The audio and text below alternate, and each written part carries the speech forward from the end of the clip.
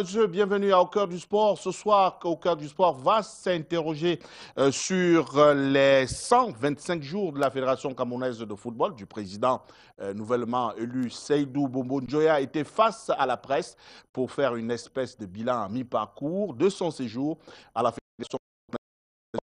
La question hautasse entre l'étoile filante de Garoua et bien sûr la Fédération camerounaise de football. Bien entendu, on a aussi appris un tout petit peu sur la situation du côté de la Fédération camerounaise de football avec un nouvel équipementier qui séjourne de ce côté-là. Et puis on parlera en seconde partie également des affaires des Comores, les Comores qui ont remis ça encore au niveau du tribunal arbitral de sport. Quel impact cette plainte du Comore pourra avoir sur la suite de la destinée des Lions indomptables à la prochaine Coupe d'Afrique Nation. Madame, Monsieur, bienvenue à toutes et à tous.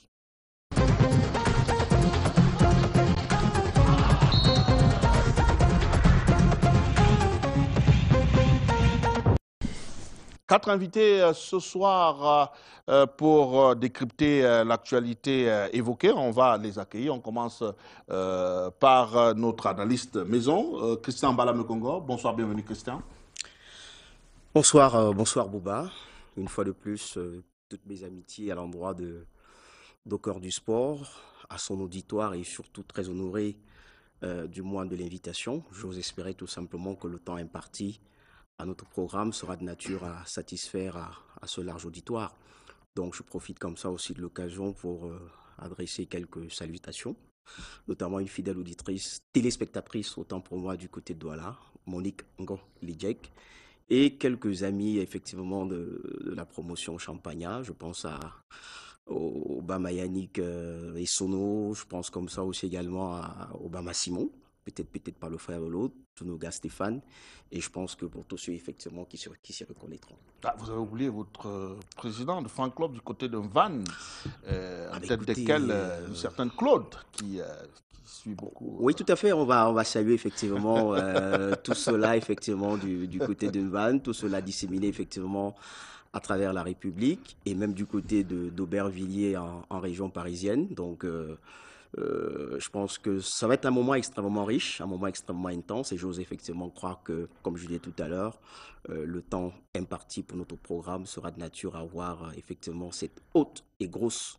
connotation pédagogique, au-delà effectivement de ce que les uns et les autres veulent souvent donner comme sentiment. Il ne s'agit pas de caricaturer, il s'agit de décaricaturer et de remettre effectivement le curseur dans le sens effectivement de la positive attitude. Merci Christian Bala Mekongo. Elle nous revient saine et sauve après un court séjour du côté de l'Hexagone. C'est Ghislaine Bébon. Ghislaine, bonsoir, bienvenue Ghislaine. Bonsoir Bouba, bonsoir à ce riche panel de ce soir. Bonsoir également à vos nombreux téléspectateurs. Je vais dire, c'est une exultation profuse que d'être là aujourd'hui. Je crois quand même que je suis partie de façon précipitée. Bon voilà, je suis là. Pour rassurer un téléspectateur que vous allez bien parce que vous êtes étrangement très calme ce soir. Non, je ne suis pas très calme. Vous savez que je suis comme Pinon, je suis comme un moteur diesel. Je monte, selon la température. Déjà que ici c'est une bonne température, je crois que par rapport au thème de ce soir, je crois que je vais monter en puissance. Je suis en forme.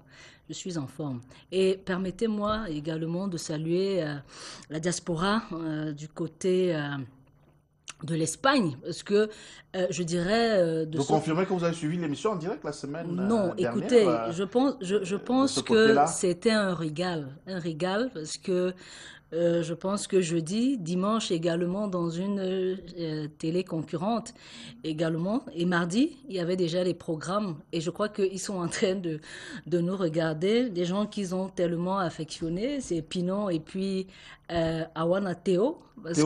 Théo Dodion. Voilà, ils estimaient que ce sont des gens qui, dans la façon logique, n'est-ce pas, n'ont pas leur verbe dans la poche. Et avec ces gens comme ça, les gens comme ça, je pense quand même que le Cameroun pourra, n'est-ce pas, changer un jour. Donc je salue également du côté de la France, Pat Dollard, qui nous regarde actuellement. Et je ne vais pas oublier mon champipi, comme j'aime souvent l'appeler, de gouverneur du Nord, qui me regarde actuellement ce soir parce qu'il est du côté, n'est-ce pas, de la capitale. Je lui fais un coucou. Monsieur Abaté. Monsieur Abaté, voilà. Merci Ghislaine d'être venue. Bon retour à la maison. Bonsoir Coris.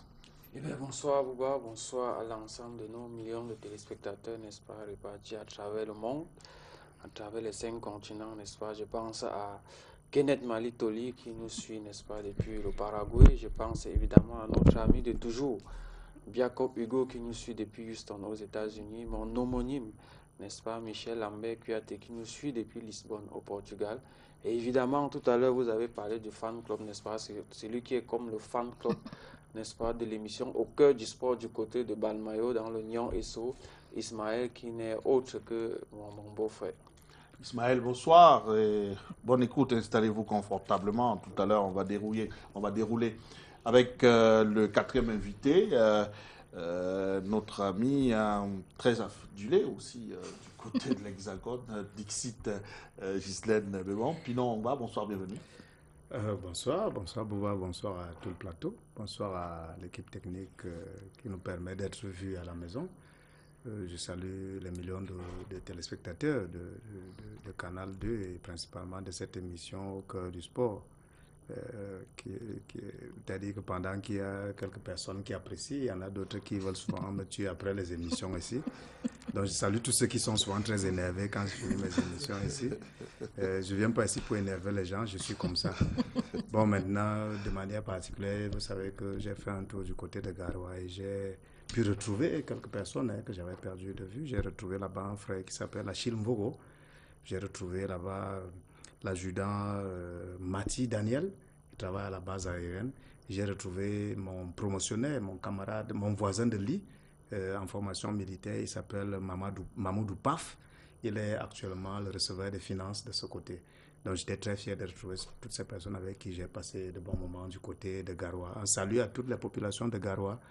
Je dois vous avouer que la télé, c'est quelque chose de magique. Donc, vous arrivez à un endroit, vous ne savez même pas que les gens vous connaissent. Et vous stoppez un taxi, le chauffeur de taxi vous dit « Je vous connais ». Vous prenez une moto, un gars de moto vous dit « Je vous connais ». C'est pas vous que je vois souvent, vous faites quoi ici? Donc, c'est avec beaucoup de plaisir qu'on se rend compte que les gens apprécient. Quelques personnes apprécient quand même ce que nous faisons. On fera toujours tout pour être à la hauteur des attentes des Camerounais.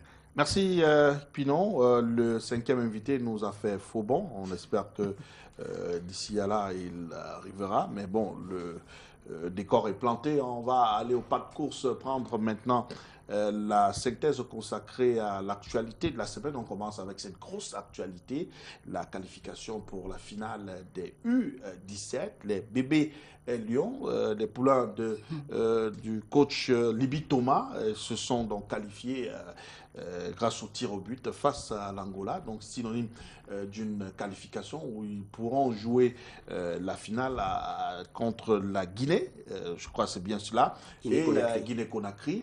Et après avoir subi quelques remous de la Fédération marocaine de football qui estimait que les lions indomptables, les bébés lions étaient des gaillards, des vieux, donc il fallait purement simplement les expulser de la compétition, mais que non.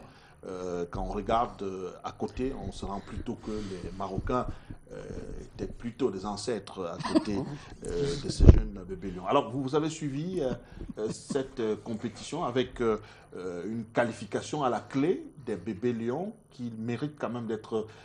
parce qu'au moment où ils partaient d'ici, on ne vendait pas très cher leur peau. C'est peut-être aussi ça le comble du paradoxe. C'est-à-dire que une absence administrative, notamment sur le plan systémique, à chaque fois assez aveugle. Mais par contre, la satisfaction qu'on peut observer ici rejoint la question constante du potentiel que nous avons.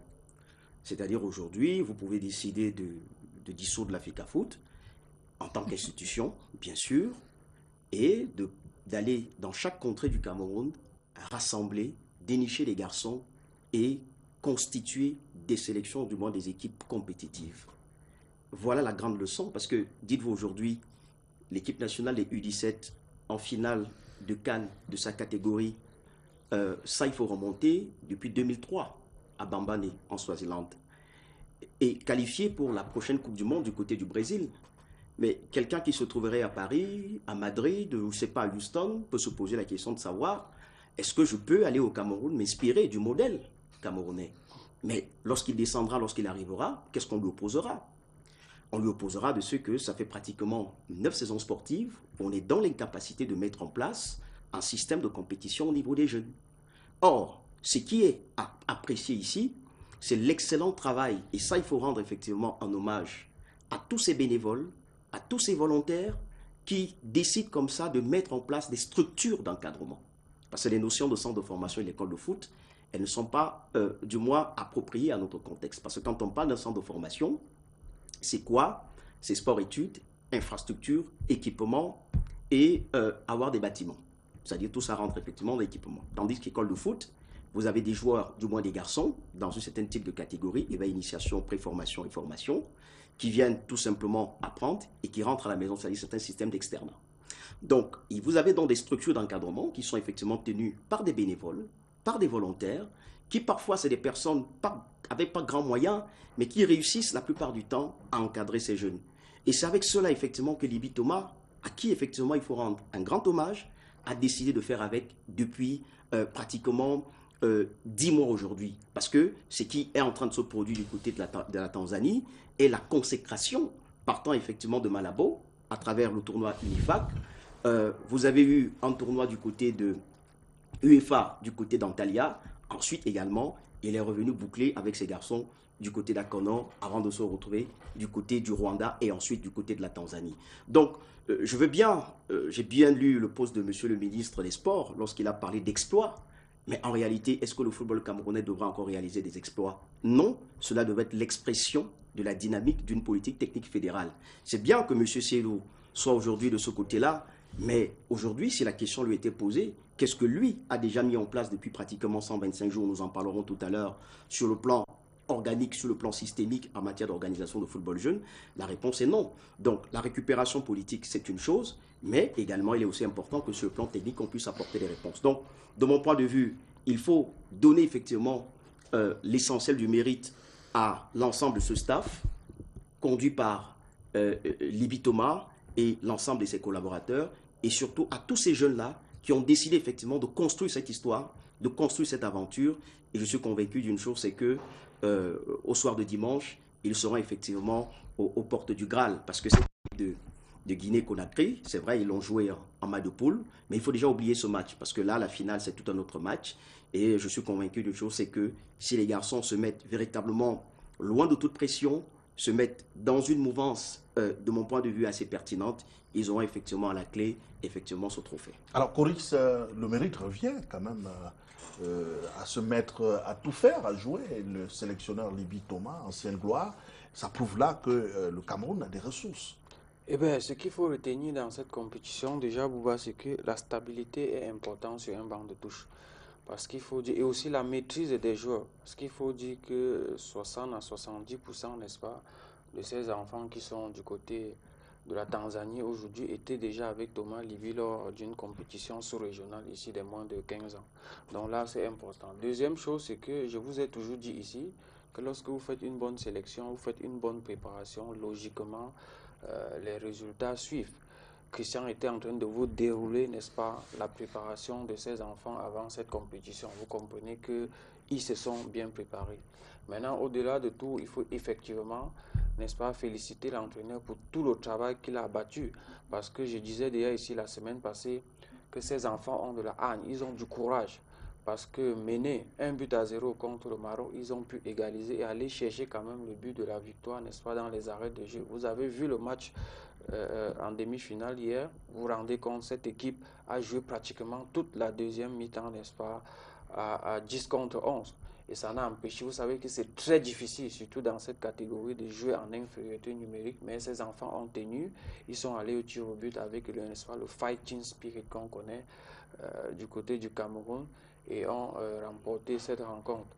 Maintenant, il ne nous reste plus qu'à croiser les bras, à les soutenir davantage, n'est-ce pas, pour qu'ils nous ramènent effectivement ce trophée qui nous manque depuis belle lurette. On parlait évidemment de 2003 avec la très belle génération de Serge Ngal, Alexandre Son, Landry Nguemo, Stéphane Bia et autres. Donc, si ces enfants nous ramènent encore se trouver pratiquement 15 ans, 16 ans après, ce sera une très bonne chose pour le football camerounais. Alors, Ghislaine, quand on regarde quand même cette pépinière, il y a de quoi être content de la prestation, venir à bout d'une sélection en infériorité numérique. Et quand on essaye de voir le mental de ces jeunes, on a quand même une grosse satisfaction. Je vais dire que pour moi, c'est difficile d'adouber, mais pour une fois, je vais dire quand même bravo à cette équipe jeune-là. Pourquoi? Parce que j'ai entendu, je vais dire comme ça, un certain nombre d'allégations. Je ne peux pas être d'accord avec on va dire comme ça, le Marocain qui s'est fondu en déclaration. C'est vrai souvent que quand on dit que quand on tape un bébé, il ne faut pas on empêche qu'il pleure. Pour dire tout simplement que j'ai vu une équipe camerounaise quand même, on va le dire comme ça, pour l'une des rares fois, avec la jeunesse, on va le dire comme ça, c'est une véritable jeunesse, parce que quand vous regardez, n'est-ce pas, le faciès de ces enfants-là, vous vous rendez compte quand même que le travail a été fait, n'est-ce pas, au niveau de la base. Et vous vous rendrez compte également que j'ai vu le match également contre l'Angola. De ce côté, il y avait vraiment des ancêtres, comme vous l'avez dit, je vais vous paraphraser. Et également au niveau de la Guinée-Conakry, il y a également des ancêtres de ce côté-là. Ce ne sont pas véritablement les jeunes, il faut qu'on le dise comme ça. Bon, pour une fois quand même, le Cameroun, on va dire comme ça, on m'a dit qu'on a enlevé quelques vieux là dans cette sélection, mais on va quand même retenir que la majorité des joueurs quand même, ce sont les enfants. Quand on parle aujourd'hui du football jeune, je crois que c'est Christian qui a fait tout à l'heure une illustration parfaite, justement, en dressant le sillon. Parce que quand on parle quand même du football jeune, c'est ce que j'appellerais également le moule de production. C'est un gisement important en termes de marché.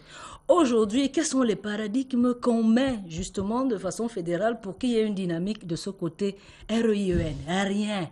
Aujourd'hui, le président de la fédération va mettre ça, n'est-ce pas, dans sa partie comptable. Que non, il a gagné, on va le dire comme ça. Si on gagne, je vais le dire comme ça. Mais non, écoutez, oui, mais malheureusement, je dis malheureusement parce que quand on parle de palmarès, il ne faut pas quand même, n'est-ce pas, on va dire, se targuer de ce que vous n'avez pas, n'est-ce pas, on va dire, fait. Puisque en termes de faisabilité, qu'est-ce qui est fait? Je vais vous dire que aujourd'hui, c'est très important, Je vais faire je vais glisser au niveau du football féminin, par exemple. Ça, c'est une virgule que je vais faire. Est-ce que vous savez que aujourd'hui même, on parle aujourd'hui des programmes ou du programme Forward. Est-ce que le programme Forward, en termes de football féminin, est-ce qu'il est appliqué aujourd'hui que non? Pourquoi? Parce que en termes, non, c'est la faute de vous mettez, mais c'est la faute de qui, Bouba? C'est la faute de qui? Quand les cadets gagnent, c'est lui, c'est à son compte. Maintenant, quand il ne fout rien, voilà, ce n'est pas à son compte. Non, il faut qu'on assume. On assume de ce qu'on n'a pas fait et de ce qu'on fait. Maintenant, si les enfants ont bossé, non, c'est à l'actif, n'est-ce pas, du collectif, n'est-ce pas, qui est là-bas en tant que staff. Quand je regarde aujourd'hui Libi Thomas, c'est pour cela que moi j'ai beaucoup d'affection pour ce genre de coach camerounais. Parce que voilà les locaux qui travaillent. Et ça, tout le monde le sait. Quand vous regardez la dynamique Nankam, il faut parler également de l'aspect foncier. C'est-à-dire que les petits, qu'ils soient à 10 ou alors quand ils sont menés 1-0, les gars ont les ressources physiques de remonter, n'est-ce pas, la pente. Ça, il faut applaudir, c'est le travail du foncier. Ça, il faut également le dire. Donc, et vous avez là-dedans ceux qui ne sont pas préparateurs psychologiques, mais qui travaillent comme les Thierry Motomon. Je pense bien, c'est une équipe à saluer, c'est une équipe à féliciter. Lucien Motomon, pour moi. C'est une équipe dynamique à féliciter parce que, honnêtement, les garçons ont travaillé. Et quand je connais la rigueur et la ainsi que la personnalité de Monsieur Libi Thomas, parce que c'est quelqu'un qui a beaucoup de points, ce n'est pas quelqu'un à se laisser influencer du tout, mais c'est un travail de longue haleine. Aujourd'hui, même Dieu, aujourd'hui, n'est-ce pas, récompense ces gamins-là. Et pour moi, je pense quand même que c'est bénéfique, n'est-ce pas, pour le Cameroun. Mais je crois que la particularité doit quand même être mise, n'est-ce pas, du côté de ce staff en général. Alors, vous, qu'est-ce qui vous a particulièrement marqué depuis le début de ce tournoi avec, au départ même déjà d'ici, il y avait déjà des controverses autour de cette sélection. On a voulu faire quelques problèmes à Libi Thomas. Il est resté ferme dans sa position. Aujourd'hui, cette fermeté a fini par payer, on peut le dire. Bon, ben, on va commencer par dire que dans cette équipe, j'ai on appelle ça quoi? Mon joueur. Oui, j'ai Nankam Olivier qui est l'entraîneur, là, c'est mon joueur, il a joué dans mon équipe. Et si vous me voyez avec lui, il va dire président. Et je lui dois même encore une prime de match. Donc, j'avoue, je vais payer. Donc, à notre époque, j'encadrais une équipe et Nankam était joueur dans mon équipe. Et je suis très fier d'avoir beaucoup d'amis dans ce milieu et de voir qu'ils évoluent. Parce que, effectivement, comme le dit Gislaine, une équipe comme celle-là, réduite à 10, et qui tient le match comme si elle était à 12, moi, je crois que c'est des choses qu'il faut quand même qu'il faut saluer. Bon, ben, l'équipe du Cameroun, c'est, comment je peux dire ça? C'est d'abord une surprise. Parce que le président Chouat, comme vous avez parlé de lui tout à l'heure, a avoué devant vous, il n'y a pas une semaine, que lui ne peut pas organiser les championnats de jeunes maintenant, que vraiment on va voir ça l'année prochaine. Donc le fait de l'avouer comme ça, devant le monde entier, au moment où l'équipe nationale des U17 est en train de faire ce type de performance, c'est qu'il faut aller chercher le résultat ailleurs. Honnêtement, je crois que le coach Libi Thomas et son staff ont beaucoup travaillé. Honnêtement aussi, je dois dire que la fédération leur a donné les moyens d'être à la hauteur. Parce qu'il faut dire qu'avant cette compétition, ils ont participé à certaines compétitions internationales, dont une, je crois, en Turquie très récemment, au cours de laquelle d'ailleurs ils ont battu les Marocains qui sont en train de nous déranger aujourd'hui. Il faut dire aux gens qui ne savent pas qu'au Cameroun, les jeunes enfants, qui, je crois, c'est Mbala Mokongo qui le disait tout à l'heure, le régime ici pour les jeunes, c'est l'externat. Donc les enfants habitent au quartier, ils viennent de temps en temps jouer quand il y a moyen dans un centre de formation ou je ne sais pas trop quoi. Et entre-temps, ils se battent pour manger comme ils peuvent.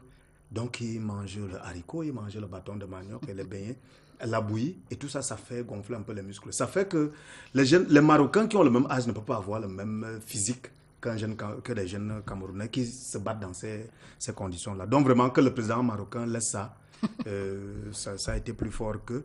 Et je crois que j'ai suivi Libi Thomas qui a dit que quand lui il était joueur, il était plus costaud que tous ceux avec qui il jouait. On ne pouvait pas lui faire le procès d'être aussi costaud. Donc moi je crois qu'il faut que les gens soient fair play. Les Lions ont largement mérité cette qualification sur le terrain. Encore que, même sur le plan médical, vous savez que cette équipe a été amputée de 3 joueurs d'entrée de jeu. Donc, à un jour du début de la compétition, on a dit que ces gars sont tombés à l'IRM et tout. On les a écartés de la sélection. Donc, c'est une équipe qui est amputée de 3 joueurs qui jouent cette compétition et qui est en train de montrer qu'elle avait effectivement des ressources. Moi, je crois que l'équipe nationale du Cameroun a le potentiel, a les possibilités d'aller au bout. Parce qu'il faut aussi, on ne va pas oublier, c'est vrai que c'était un match de poule et qu'on peut se dire que les adversaires ne se connaissaient pas encore. Mais c'est une équipe qui a quand même battu la Guinée 2-0 d'entrée de jeu. Donc maintenant, je crois que le match sera plus le match des entraîneurs que celui des joueurs. Parce que les entraîneurs, ayant vu les capacités des uns et des autres, vont maintenant mettre en place des stratégies pour aller au bout. Mais je crois que cette équipe-là a des ressources pour aller au bout de cette affaire et que dimanche, certainement, ceux qui aiment récupérer les victoires vont récupérer. En tout cas, moi, je serais fier au moins d'avoir un ami dans cette affaire qui s'appelle Nankam Olivier. Merci, Pinon. On parle d'autre chose maintenant, de l'attribution du CHAN au Cameroun pour 2020. Sur le plan juridique, je pose la question à vous. Est-ce que cela tient la route? Est-ce que le Cameroun, on peut dire que le Cameroun pourra normalement organiser cette compétition? Si oui, quelles sont les procédures pour qu'on puisse être à l'abri des surprises désagréables? Oui, disons, parallélisme des formes oblige, par rapport à ceux qui spéculent sur 2021. vous avez pu observer que c'est à la suite d'une session du comité exécutif où le comité exécutif s'est appuyé sur les dispositions de l'article 23 alinéa 10, parce que l'article 23 alinéa 10 des statuts de la CAF dispose clairement que le comité exécutif est souverain, du moins des compétences suprêmes. On revient également sur les questions de compétences, du moins une compétence suprême en matière de compétition. Donc c'est une résolution, et vous avez pu observer que le communiqué final qui a sanctionné effectivement les travaux du comité exécutif a bel et bien effectivement inscrit cela à l'ordre, du moins comme point de résolution. Donc il est clair aujourd'hui que l'édition 2020 du championnat d'Afrique des Nations, puis c'est comme ça qu'il s'appelle, va bel et bien être déroulée au Cameroun. Je dis bien sûr le plan principiel en tant que résolution du comité exécutif. Mais, ceci dit, ce n'est pas une fin en soi.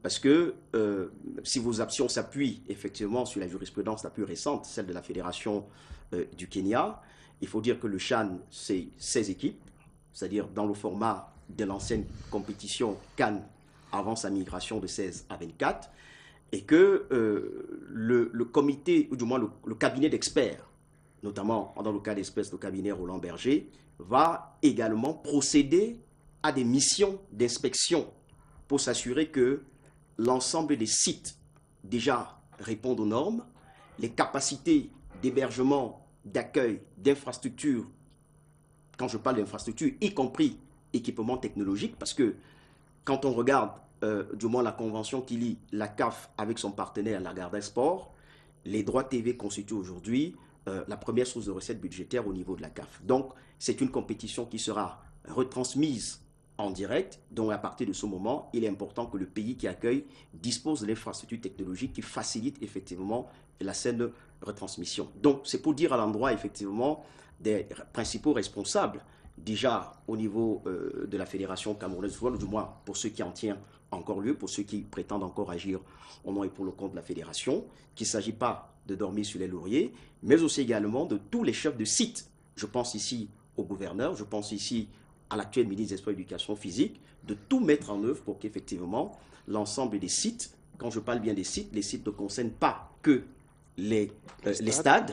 Les sites, c'est un tout, c'est-à-dire vous avez à la fois les lieux d'hébergement, vous avez à la fois les terrains d'entraînement, vous avez à la fois les terrains de match et, comme je disais tout à l'heure, transport et autres qu'il va falloir effectivement vérifier. Donc, formellement, aujourd'hui, conformément aux dispositions de l'article 23 alinéa 10, oui, l'édition du CHAN, qu'il faut le dire, parce que le CHAN, lui, se dispute toujours au mois de janvier. Donc, si nous prenons effectivement janvier 2020, ça veut dire que théoriquement, nous sommes à 7 mois, effectivement, de l'organisation de cette compétition. Donc, à partir de ce moment, il faut tout mettre en œuvre, déjà sur le plan technique, c'est-à-dire parce que le CHAN concerne exclusivement les joueurs évoluant dans notre championnat, c'est-à-dire Ligue 1, Ligue 2, championnat régional, championnat départementaux, parce qu'il n'y a pas de restriction à ce niveau-là. Donc ça, c'est sur le plan technique. Mais sur le plan organisationnel, il est important que les chantiers se poursuivent, les chantiers s'achèvent, et qu'on se mette à l'idée de ce que nous allons recevoir des missions d'inspection qui certifieront au dernier moment. Parce que c'est sur la base des rapports des missions d'inspection que le comité exécutif de la CAF, une fois de plus, décidera, oui ou pas, si le Cameroun organisera l'édition 2020 du CHAN. C'est pour ça que je m'appuie sur la jurisprudence du Kenya, c'est-à-dire 3 mois avant le début de la compétition, c'est-à-dire si vous prenez janvier, décembre et novembre. Donc nous serons au mois d'octobre, fin octobre, si oui ou non, nous serons éligibles définitivement à abriter l'organisation de cette édition. Merci à celui que j'appelle affectueusement Maître Cédric Agué, qui est très pointu sur les questions juridiques, même les questions de droit. Alors, je veux qu'on reste toujours dans cette mouvance avec l'attribution du CHAN au Cameroun. Est-ce qu'on peut dire que c'est un cadeau empoisonné ou alors c'est une consolation, l'autre consolation pour le Cameroun, étant entendu que le Cameroun est pressenti pour organiser la Coupe d'Afrique Nations 2021? Bon, je dois commencer par vous avouer que je suis comme ça, je ne sais peut-être pas dire ce que les gens aiment entendre, mais je vais forcément dire ce que je pense. Je crois que cette affaire-là a été mal gérée, humblement, parce que l'organisation d'une compétition internationale fût-elle une compétition qui regroupe des gens qui jouent sur le continent africain, c'est quelque chose de sérieux qui doit se penser. C'est-à-dire qu'on doit toujours se projeter. On ne doit pas être pris de court. Donc moi, j'estime que c'est pas parce que les gens sont en vadrouille quelque part, ils nous ramènent une histoire comme ça et puis on commence à faire les commentaires. Je crois que normalement, quand ces gens-là reviennent ici, on doit leur poser les bonnes questions. Vous avez fait comment pour prendre ce truc? Qu'est-ce que ça signifie? Quelles sont les conséquences? Parce qu'après, quand on va nous retirer ça, comme il est en train de... Je n'ai pas dit qu'on va retirer. Mais s'il arrive qu'on nous retire, c'est là où tous les Camerounais seront en difficulté. Oh, il y a un groupe il y a 3, 4 ou 5 personnes qui savent de quoi il s'agit. Il fallait qu'on nous explique. Et je crois que... Mais quand on suit les propos du président de la CAF, il dit que accord par tacite. Accord. Bon, en français, ça veut dire quoi, tacite, accord? Accord avec la fédération. Parce qu'il y avait, oui, il y avait la je fédération. Je ne dis pas l'accord. Enlevons accord. Allons sur tacite. Tacite veut dire quoi? Tacite veut dire que vous n'avez pas négocié clairement, que vous n'avez pas signé quelque chose de formel. C'est-à-dire que c'est un truc qu'on a imaginé comme ça. On s'est dit que bon, ça peut se dérouler comme ça. Et ce n'est pas comme ça que ça... Je crois que ce n'est pas comme ça que ça fonctionne. Parce qu'il faut dire que le Cameroun a des engagements. Le Cameroun n'a pas que le foot. Il faut bien le savoir. Bon, je ne sais pas comment ils fonctionnent comment ils font pour faire passer ça devant les dirigeants, mais je crois que ça s'est mal passé. C'est pas comme ça que ça doit se faire. Toutes ces choses-là, c'est des choses qui se projettent.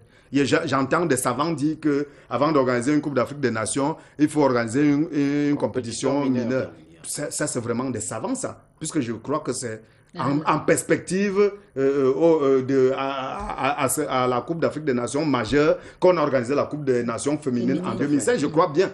Bon, sauf s'ils veulent nous démontrer qu'il faut organiser 3 ou 4 compétitions mineures enchaînées, ainsi de suite. Ça n'a pas de sens. Donc, tel que ça s'est passé d'abord, ça pose un problème. Mais maintenant, je crois que c'est la seule compétition dont on peut être sûr de l'organisation.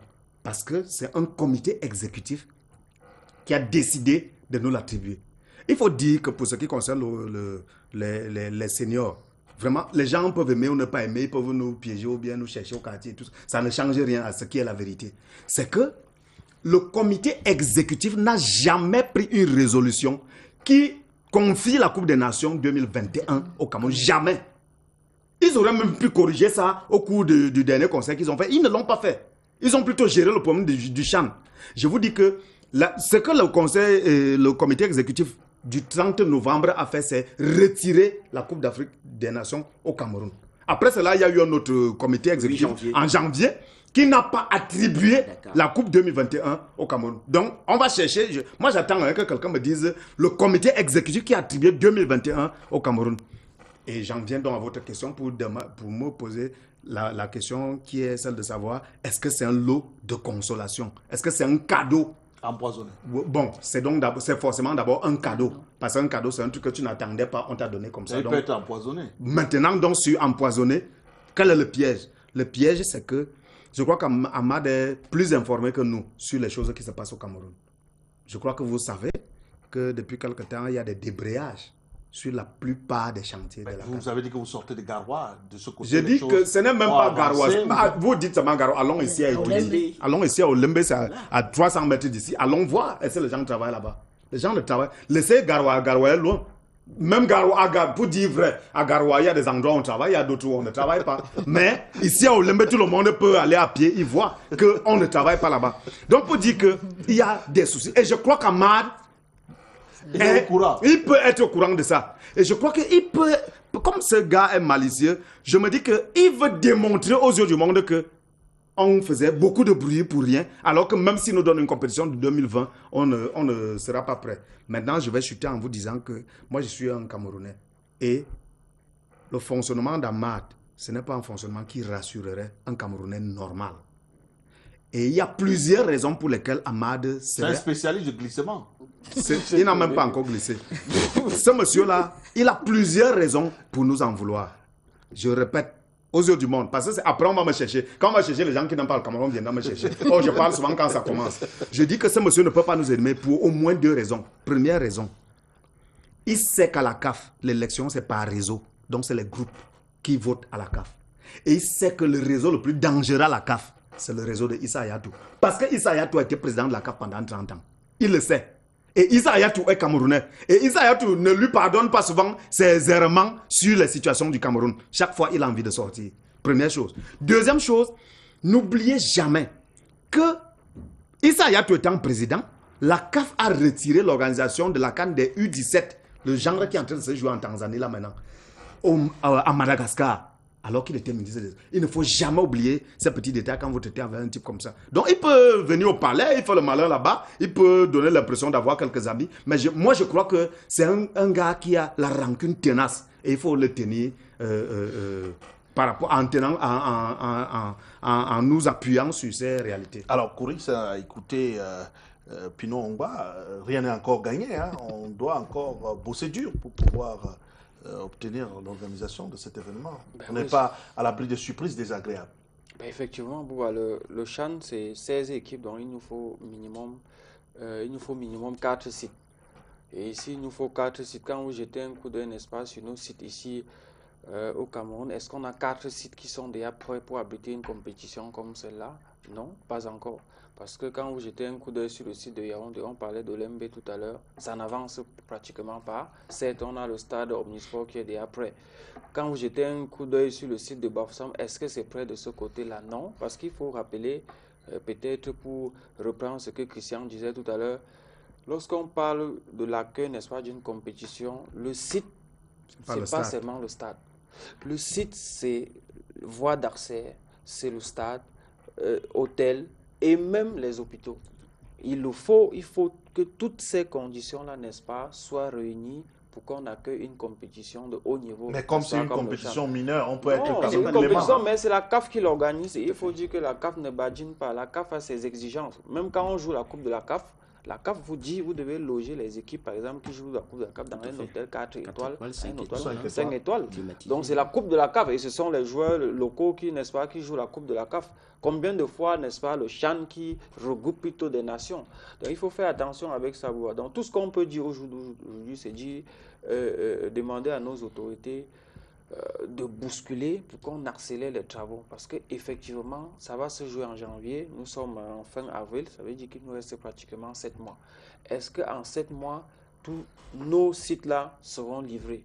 Parce que dans un premier temps, les gens nous avaient parlé de décembre 2018. Après, ils nous ont parlé de février 2019.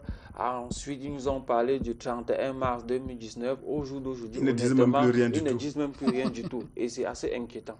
On en vient maintenant à la thématique principale de ce soir, consacrée d'abord aux 125 jours à la tête de la Fédération camerounaise de football du président nouvellement élu, Seydou Bobo Njoya, qui a choisi comme voie de communication une conférence de presse. Il était face aux journalistes cette semaine pour expliquer un peu ce qu'il a eu à faire pendant ces 100 jours à la tête de la Fédération camerounaise de football. Je vous propose de suivre cet extrait, une attitude du président de la Fédération camerounaise de football, Seydou Bobo Njoya, au micro de Canal 2 International. Le contrat avec Puma est arrivé à échéance en décembre dernier.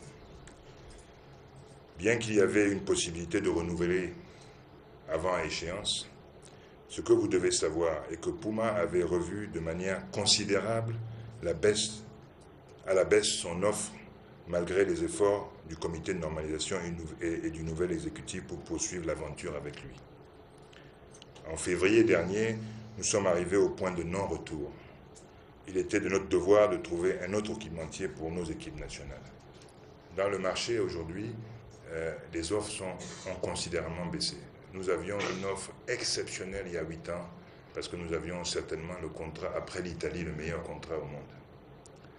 Et aujourd'hui, dans le marché, les prix et les offres ont énormément baissé.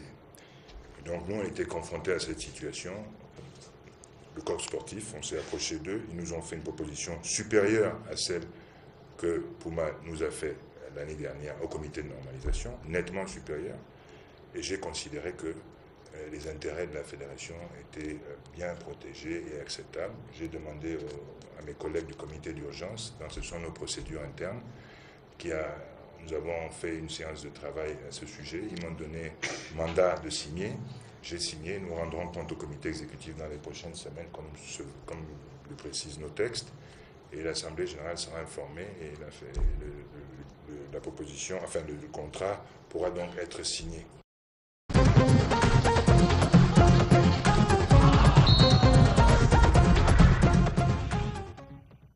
Voilà, c'était une attitude du président de la Fédération camerounaise de football. Il parlait précisément de l'équipementier, le coq sportif qui a signé avec la Fédération camerounaise de football, entre autres. Il a aussi évoqué la situation entre la CEFAC, l'association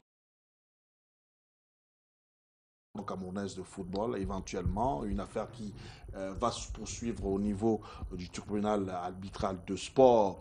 On va commencer par vous, Christian Balamekongo. Vous avez suivi, je vous ai vu très attentif, vous étiez en train d'écouter le président de la Fédération camerounaise de football, Seydou Bobondjoua, qui dit clairement que le corps sportif a proposé mieux que Puma, et donc il a eu mandat des membres du comité exécutif pour engager la signature de la Fédération camerounaise de football. Mais sauf que quand on écoute de bout en bout, le président ne donne pas de chiffres, parce qu'on sait quand même ce que Puma a eu à proposer à la fédération depuis pratiquement, je crois, 10 ans.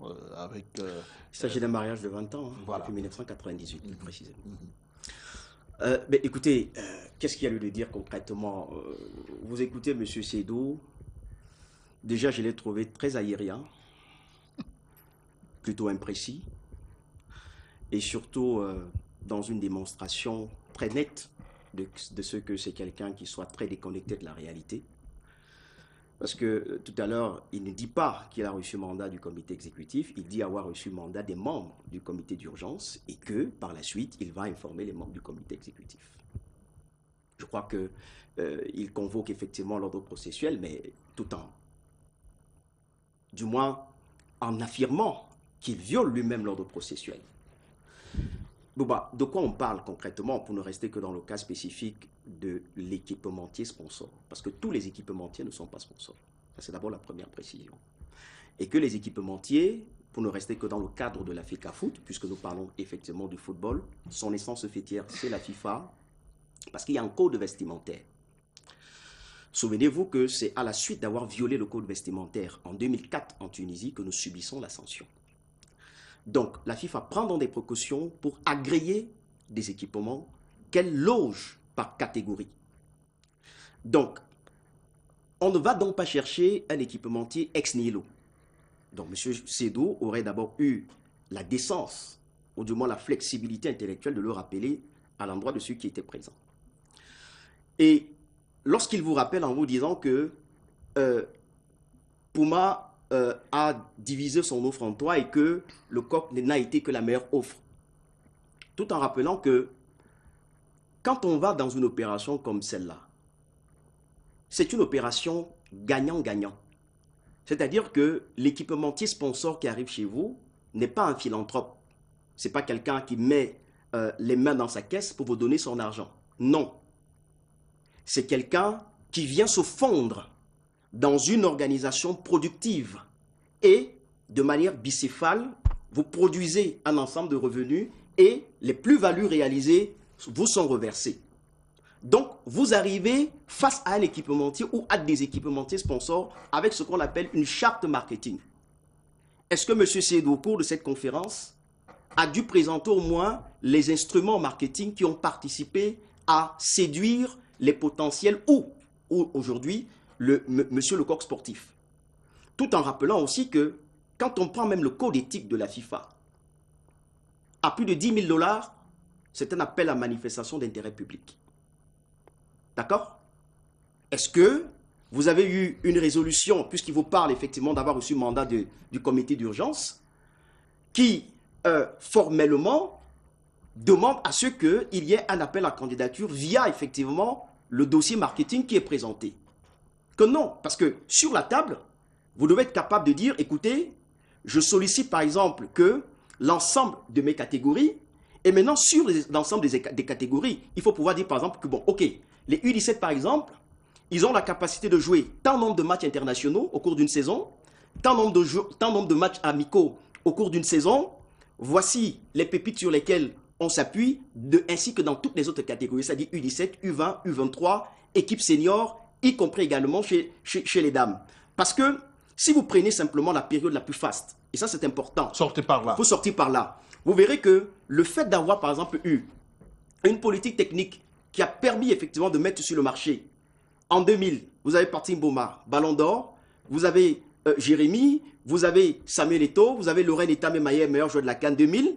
Vous verrez que le nombre de maillots par exemple, et le fait d'avoir joué des matchs internationaux amicaux dans certains niveaux, par exemple, jouer au Stade de France, jouer le Portugal, jouer l'Angleterre à Kobe, a donné une certaine visibilité en termes de part de marché à Puma et ce qui a été reversé. Donc, à la fois, ce qu'il faut dire, c'est que c'est une rencontre entre une politique technique et également la dynamique d'un équipementier. Donc, moi, de mon point de vue, je suis resté sur ma faim. J'ai écouté plutôt un monsieur qui venait justifier le suicide et pour dire tout simplement que cet équipementier, du moins le contrat avec cet équipementier, est loin d'être signé parce que nous allons attaquer effectivement le projet de signature de cette affaire. Je dis bien que nous allons attaquer le projet de signature, ce qui est même déjà fait devant le tribunal de commerce de Paris, ce qui est déjà fait. Un cabinet d'avocats français est constitué à cet effet. Donc, je peux vous dire que cette affaire est une procédure qui est bien ouverte devant le tribunal de commerce de Paris. Parole de maître Cédric Aguet, il faut faire très attention. Alors, est-ce que la fédération avait mieux que le corps sportif vigilant quand on sait que l'environnement autour de nos lions indomptables et même à la fédération avec cette instabilité, est-ce qu'on ne peut pas dire que c'est ça qui a fait fuir Puma, par exemple? Non, mais écoutez, je pense que, et je vais épouser encore une fois de plus le point de vue de Christian tout à l'heure, je crois quand même qu'il y a un certain nombre de démarches à faire quand on veut atteindre, n'est-ce pas, les objectifs dont on parle de la prospective, qui est cet ensemble-là de démarches pour aboutir justement à la perspective. Donc aujourd'hui, je crois que c'est Benson qui disait souvent « je pense mon action ».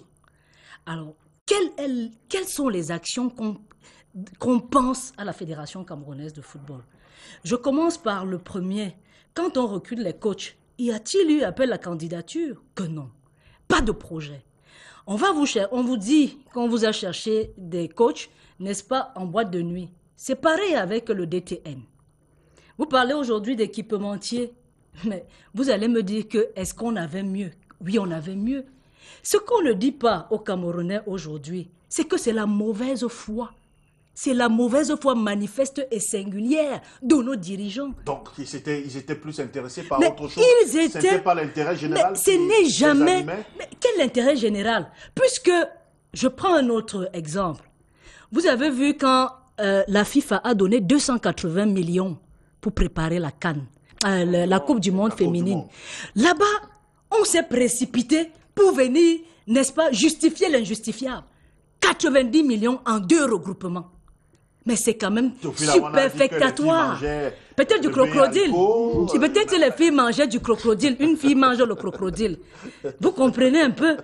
En 2 regroupements, 90 millions. Ça, c'est quand même terrible, quoi. Donc, pour dire tout simplement que personne ne se soucie de la poule aux œufs d'or. Les gens sont dans leurs intérêts nombriliques et tout ce que vous voulez.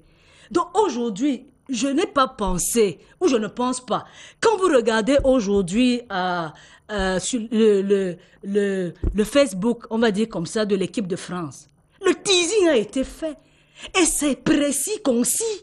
On vous dit que pour renouveler le contrat Nike de 2016, de 2018 à 2026, on est précis. 50,5 millions d'euros. C'est clair.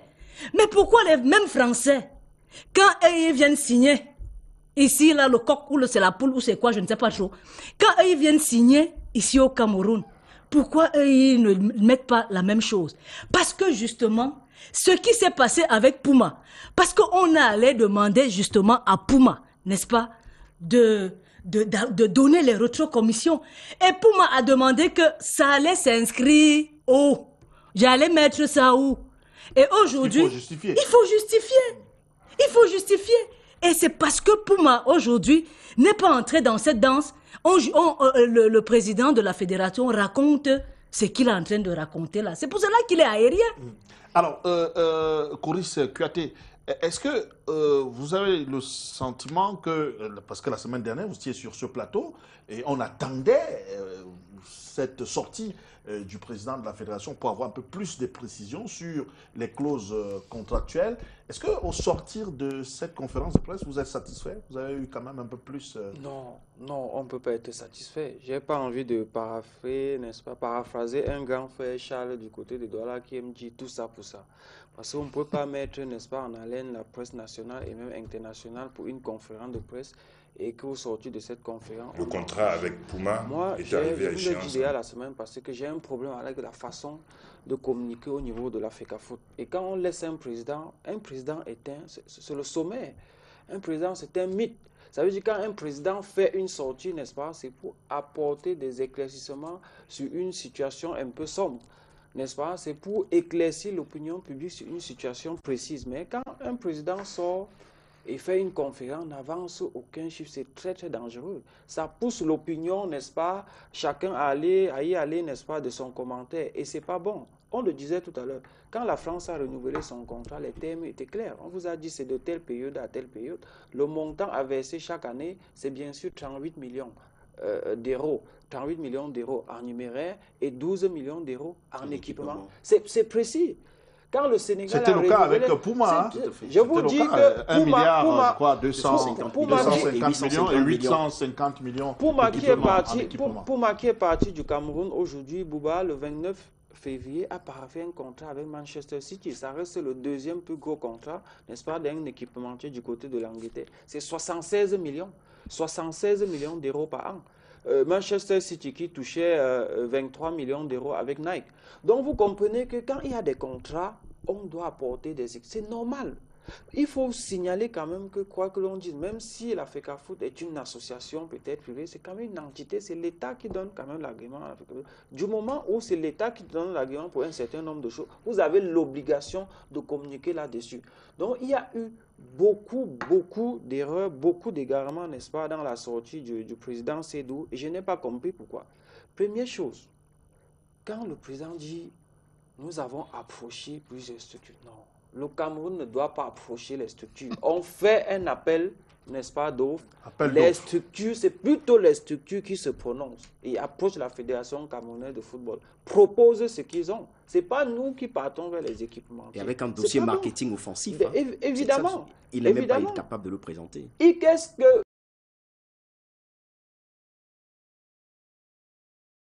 Ce que le président vient nous dire, ok, effectivement, le marché était très compliqué, mais voilà, Corps Sportif nous propose 400 millions et tel nombre de choses en équipementier. Corps Sportif nous propose d'ouvrir dans chaque région du Cameroun au moins une boutique pour vendre, n'est-ce pas, les équipements des Lions indomptables. C'est comme ça qu'on parle d'un contrat. Corps Sportif nous propose, en fait, nous projetons de signer un contrat de 4 ans, de 5 ans, de 6 ans ou de 10 ans avec Corps Sportif. C'est comme ça qu'on communique. Ça ne sert à rien de mettre les gens en haleine, n'est-ce pas, et de venir communiquer sans effectivement pas communiquer. Je vous propose de marquer une courte pause.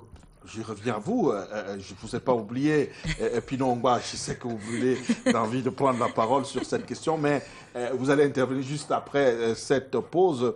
On va dire une espèce de mascotte du coq sportif qui vante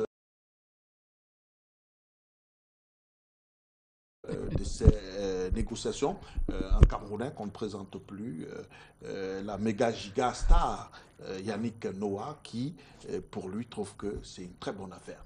On écoute. Hey, salut! Tu connais la vraie histoire du football africain, toi? Hein? Tu connais.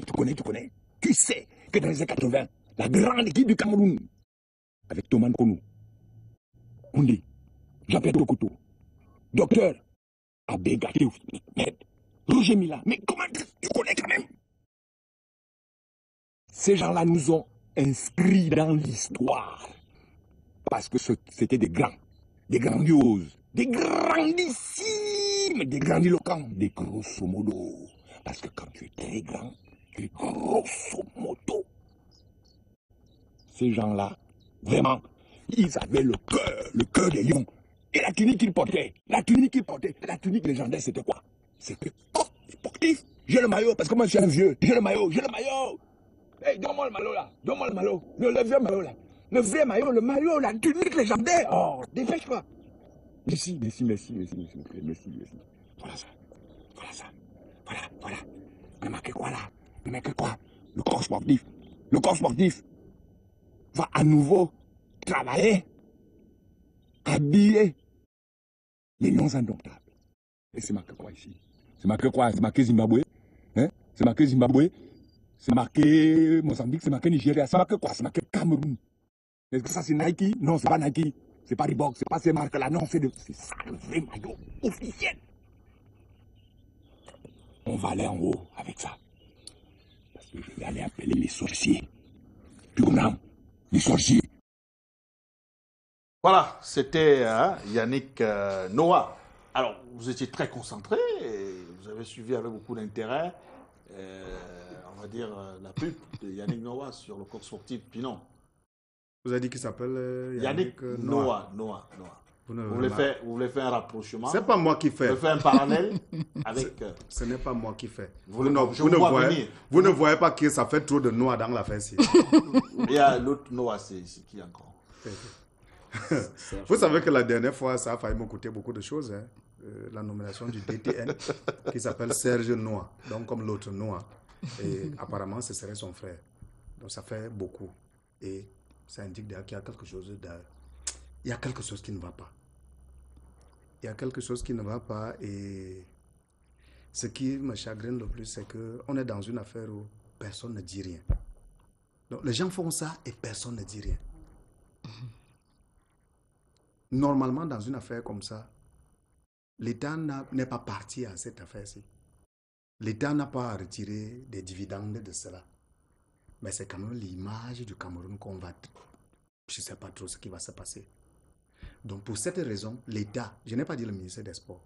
L'État camerounais. Je dis l'État. Quand il y a un truc comme ça, l'État doit demander qu'est-ce qui se passe. Mais ils ont une tutelle. On joue depuis décembre sans équipementier. C'est vrai ou c'est faux? Ouais. Vous dites oui comment? Alors que vous jouez avec Puma. On vient de voir les enfants jouer avec Puma ici tout à l'heure. Ça veut dire qu'on peut jouer, on peut avoir des équipements sans avoir un équipementier. Mais il faut acheter. Ce que je veux dire, c'est qu'il faut qu'on mène des réflexions qui sont utiles pour notre pays. On n'est pas obligé. J'ai suivi l'interview du président là, parce que c'est là où nous sommes encore sur son interview. Et parlant de corps sportif, je ne sais pas s'il a encore dit ça tout à l'heure, mais je sais qu'il a dit ça quelque part. Il dit que vraiment le Cameroun a eu beaucoup de chance. Parce que dans ce monde-là, les gens ne prennent plus les trucs. Et vraiment, on a été très chanceux. Quand il a fini de dire ça, je dis, mais les types, c'est même qui? Ils sont même d'où?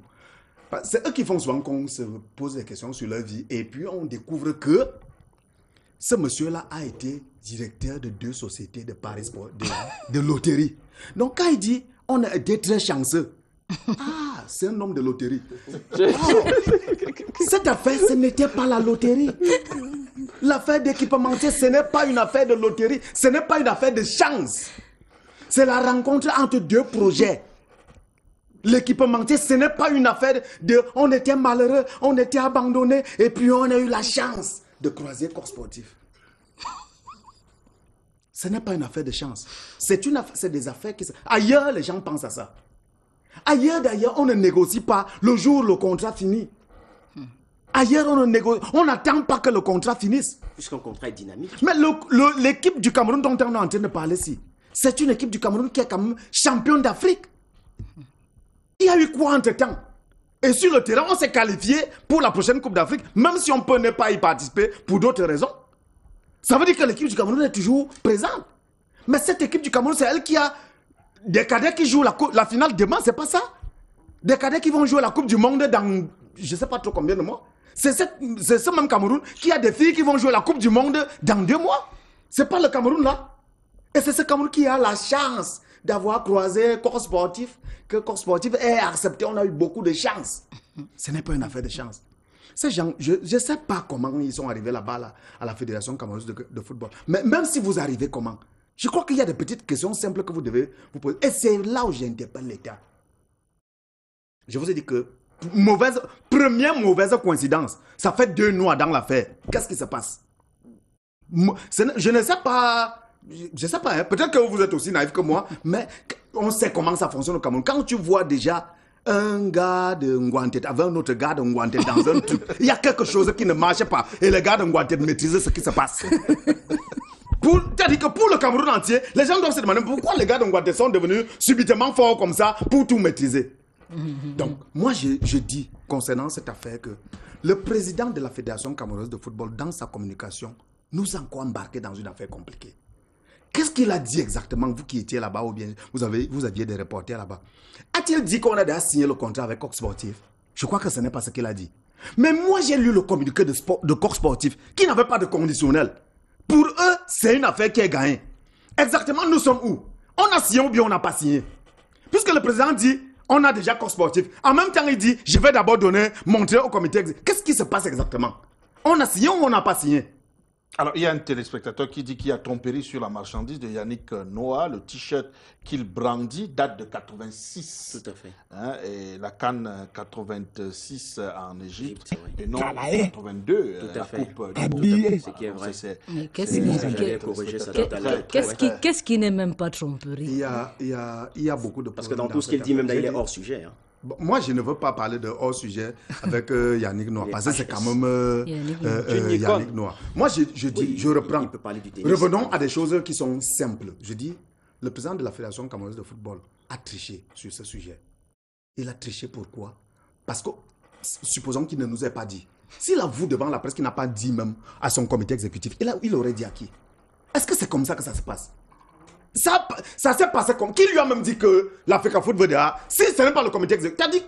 Je ne sais pas si vous comprenez ce que c'est. Ça veut dire qu'un jour, il s'assoit, il dit, il nous faut l'équipement entier. Il sort, il va négocier l'équipement entier, il nous donne le nom de l'équipement entier. Et puis un jour, il appelle la presse, il dit, bon, maintenant que je vous ai déjà dit qu'il y a l'équipement entier, je vais donc aller voir l'exécutif pour lui dire qu'éventuellement... Je ne sais pas si vous voyez comment ça fonctionne. Ok, d'accord. Donc, de mon point de vue, le président de la Fédération camerounaise de football, et il n'est pas encore imposteur. Il le sera un jour, mais pour l'instant, il ne l'est pas.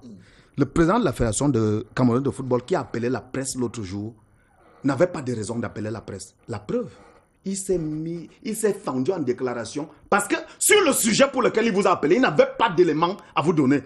Il a parlé d'autre chose. Il s'est mis à parler des choses. Est-ce qu'un président parle en désordre comme ça? Il dit que vous allez signer le truc avec le Qatar. Est-ce que c'est comme ça qu'on fait? Est-ce que c'est comme ça? Même si c'est ce qu'on fait, est-ce qu'on dit ça comme ça à la télé, à la radio, devant la presse écrite et tout ça? Donc, moi, je crois qu'il y a un problème de météo au niveau de la Fédération camerounaise de football. Les gens, je ne sais pas comment ils ont fait pour arriver là-bas. Et il a aussi dit un autre truc. Il a dit qu'il était là il y a 10 ans. Il a dit un truc comme ça. Qu'il était là il y a 10 ans. Donc il sait exactement comment ça s'est passé. Avec Pouma, qui connaît les dessous. Et il y a les téléspectateurs qui nous suivent, qui peuvent aller lire. Parce qu'avant de venir aux émissions, on lit quelques petites choses. J'ai lu un ouvrage de Jean Lambernan intitulé Desperate Football House, qui parle de l'affaire Pouma, de comment ça s'est passé. Je crois qu'il y a des gens qui ont voulu répéter ce qu'ils ont lu. Ils n'ont même pas vérifié. Ils avaient une seule source. Ils n'ont même pas vérifié que Jean Lambert a dit la vérité ou pas. Bon, moi, je crois qu'il a dit la vérité. Mais ils sont partis chez Pouma pour s'empiffrer. Et Pouma a demandé, mais est-ce que c'est comme ça que ça s'est passé la dernière fois? Pouma a refusé. Et, du coup, nous sommes dans les problèmes. D'accord, merci Pinon. Alors, il n'y avait pas que la question de l'équipementier qui était à l'ordre du jour. Sur les 125 jours à la tête de la Fédération camerounaise de football de Seydou Bombondjoya. Seydou Bombondjoya, le président, a dit, d'après lui, pour reprendre ses propres termes, l'affaire ACFAC, Fédération camerounaise de football, est une affaire close. Selon lui, il se réfère à des responsables qui lui auraient donné quelques bribes sur cette question. Alors, pour vous, c'est une affaire close Écoutez, je ne voudrais pas me substituer au cerveau de M. Seydou. Nous n'avons pas le même cerveau. Donc, raison pour laquelle on ne peut pas dire des choses aussi imprécises, aussi indigestes. Donc, moi, je pense que ce qui est le plus intéressant, pour déjà, comme je disais tout à l'heure, pour corriger ce que M. Yannick Noah dit, oui, il a beau être une icône dans le tennis français, mais pas camerounais. Oui, papa Papa était très bon footballeur, Zachary Noah, footballeur à Sedan, ça c'est vrai. Mais ses aventures, effectivement, dans le football n'ont pas été qu'heureuses. Parce que je me souviens très bien que lors de la finale de la Coupe des Coupes, effectivement, Luis Fernandez l'avait écarté du groupe et qu'il a dû effectivement forcer par le biais de Michel Denisot. Donc ses aventures, effectivement, dans le monde du foot ne sont pas toujours très bien passées. Vous avez vu même son dernier séjour avec les Lions comme préparateur psychologique, les conditions dans lesquelles il est parti. Donc là, je le dis encore et je le maintiens, il s'agit de la fusion de deux projets productifs qui se croisent et décident ensemble de mettre quelque chose de pertinent. C'est comme ça que ça se passe, parce que tout équipementier n'est pas sponsor. Maintenant, sur les autres éléments qu'il a dû évoquer, écoutez, il a certainement dit aussi également que pour ce qui concerne effectivement la procédure des Comores, qu'il a eu une séance de travail avec les cadres de service juridique de la CAF, donc à dire que la fédération n'a pas de service juridique à même de pouvoir renseigner son président. Vous dites que la CAF vous a dit que le dossier entre la CAF et les Comores est un dossier clos, alors que la CAF est acculée devant le TAS, a pris part à l'audience du mardi. Et en ce qui concerne effectivement l'appel devant le tribunal arbitral du sport, soyez-en rassurés, je crois que nous avons décidé effectivement d'aller vers une procédure en accéléré, conformément aux dispositions de l'article R44 du Code de procédure devant le TAS. Donc, M. Sédou peut vraiment avoir sa tête très froide en ce moment, ainsi que l'ensemble de son comité exécutif. Je pense que d'ici 3 mois maximum, ils vont débarrasser le plancher, ça c'est clair. Maintenant, sur les autres éléments sur lesquels notamment on attendait un vrai président, notamment sur l'organisation matérielle des compétitions, c'est-à-dire l'ordre systémique en matière d'organisation, je pense que nous sommes restés un peu sur notre faim. Parce que au même moment, M. Sédou vous dit, les compétitions dans un certain nombre de ligues, notamment régionales, il ne vous a pas parlé de ligues départementales, sont en train de se dérouler. Au même moment, vous avez 2 circulaires signé par son secrétaire général, entre autres, qui convoque des assemblées générales extraordinaires et avec pour motif, entre autres, au-delà du remplacement pour eux des membres du comité exécutif, mais aussi également l'élection des membres des commissions d'homologation et de discipline, ce qui est une grosse incongruité. Vous ne pouvez pas prétendre engager des compétitions sans mettre en place les commissions d'homologation et de discipline qui sont effectivement l'autorité qui valide et certifie les résultats acquis sur le terrain. D'accord? Alors au même moment, M. Sédou vous dit, écoute, les compétitions sont en train de se jouer. Et vous pensez que c'est des gens qu'il faut pouvoir aider? Ça veut dire que, si vous êtes tout à l'heure, que c'est un monsieur qui est totalement déconnecté. Au même moment, l'infrastructure technologique n'existe pas. On vous parle d'une absence de plaquettes. Mais au même moment, quelqu'un vous rassure en vous disant, les compétitions sont en train de se disputer. Ça veut dire que nous sommes en Bouba en train de créer les mêmes conditions que celles de la saison dernière, où il n'y aura pas de représentants camerounais en compétition CAF, pour ce qui concerne notamment la Coupe d'Afrique, les compétitions CAF. Parce que si vous êtes déjà aujourd'hui, au mois d'avril, et que vous n'êtes pas en capacité de pouvoir organiser notamment la Coupe du Cameroun et les championnats régionaux qui sont qualificatifs pour le championnat de Ligue 2, ça veut dire que vous êtes en train de jeter une hypothèque sur le démarrage de la prochaine saison pour ce qui concerne le championnat LFPC. Donc, c'est un ordre systémique, c'est un tout, c'est un ensemble. Donc on ne vient pas s'asseoir et dire, écoutez, en ce moment nous ne pouvons rien et nous allons tout ramener au mois de septembre. Ou vous êtes à votre place, ou vous n'êtes pas à votre place. C'est pour ça que je vous disais tout à l'heure que moi, en écoutant, j'ai trouvé un monsieur très aérien, très imprécis, et surtout qui a démontré effectivement qu'il n'est pas à sa place, et nous allons effectivement l'aider à débarrasser cette place-là. Alors, Coris Kouyaté, on va sortir de la Fédération camerounaise de football, mais pour enchaîner avec la thématique, je ne sais pas si Pidon est d'accord avec nous, parce que je crois que vous avez tout dit sur la première thématique consacrée à l'affaire Nike, oui, Puma et même comme j'aurais pu dire un mot aussi sur les championnats, parce que vous savez que j'étais rapporteur de la commission régionale d'homologation et de discipline et que j'ai présenté ma démission, même comme le président a dit à ses agents de ne pas décharger. Moi, je considère qu'ils ont des reçus, donc je ne gère pas les trucs, moi je ne suis pas là.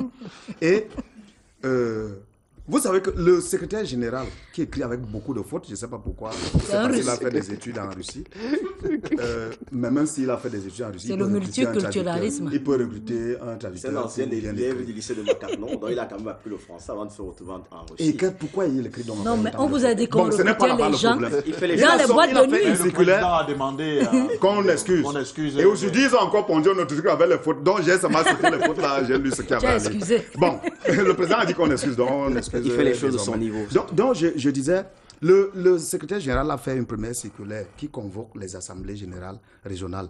Première question, est-ce qu'il est compétent pour convoquer. Je ne sais pas. Ils vont voir comment ils vont gérer là-bas. Et puis, j'ai fait une sortie dans une autre chaîne de télé, au cours de laquelle j'ai dit qu'ils n'avaient pas le droit de le faire, ainsi de suite.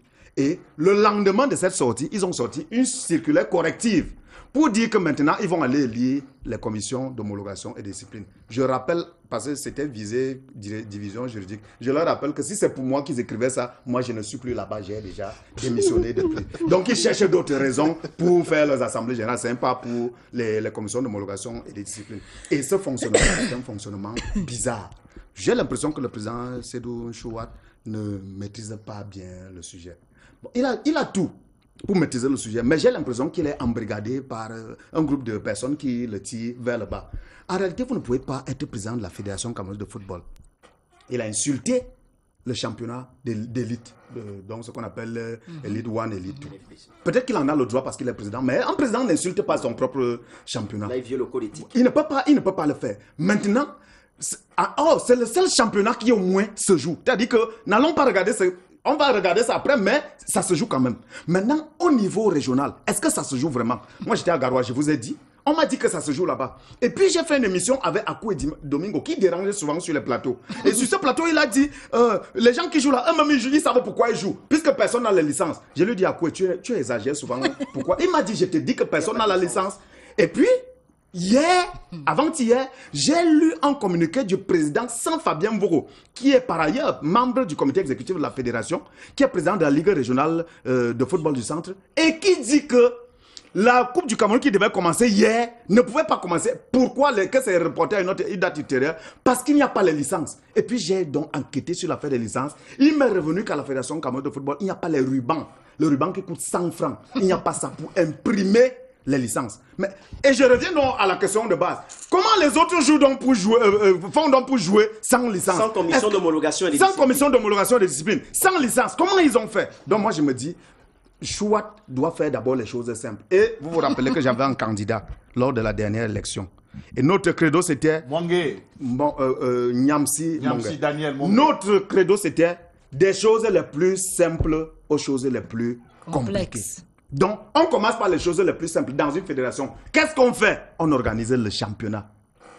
Chouat a avoué qu'il n'a pas de championnat de jeunes qu'il va organiser, qu'on attend de septembre. Quand même qu'on attend de septembre éventuellement pour avoir un championnat.